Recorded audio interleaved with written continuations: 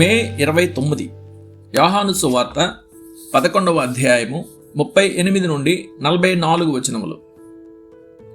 సమాధి నుండి లాజరు లేచినప్పుడు ప్రభువు అతనితో పలికిన మాటలను మనం గమనించాలి.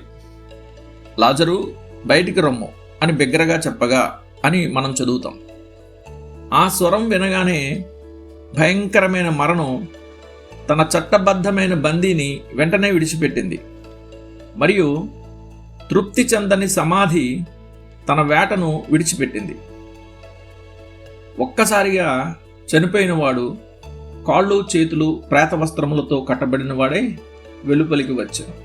ఈ అద్భుతం గొప్పతనాన్ని మనం బాగా విస్తరించి చెప్పలేం. జరిగిన కార్యం విశాలతను మనిషి మనసు చాలా తక్కువగా తీసుకుంటుంది.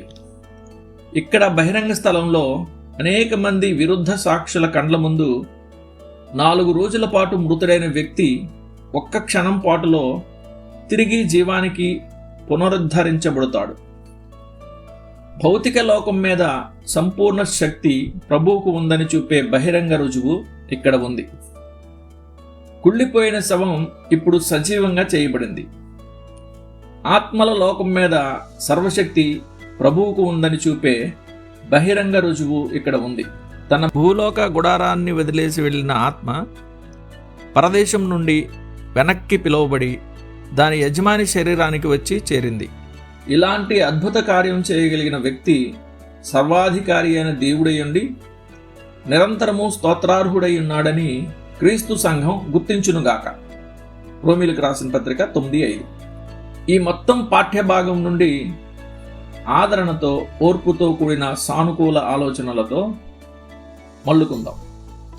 మన ఆత్మలు పూర్తిగా ఆధారపడే కృపగల పాపుల రక్షకునికి భూమి మీద పరలోకంలో సర్వాధికారం ఉందని, ఆయన రక్షించడానికి శక్తివంతుడనే ఆలోచన ఆదరణ కలిగిస్తుంది. ఏ పాపి కూడా క్రీస్తు లేపి రక్షించలేనంత దూరం పోలేడనే ఆలోచన కూడా ఆదరణ కలిగిస్తుంది.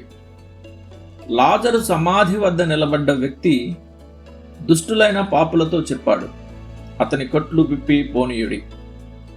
మనం సమాధిలో పండుకున్నప్పుడు మనం తిరిగి లేస్తామనే పూర్ణ నిశ్చయతతో ఉంటామనేది కూడా ఆదరణ కలిగించే ఆలోచనే.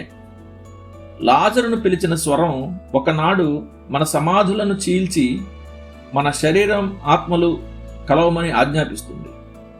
బోరం రోగును, అప్పుడు మృతులు అక్షయులుగా లేపబడుదురు, మనము మార్పు పొందుదుము. కొరింథీయులకు రాసిన మొదటి పత్రిక 15వ అధ్యాయము 52వ వచనం.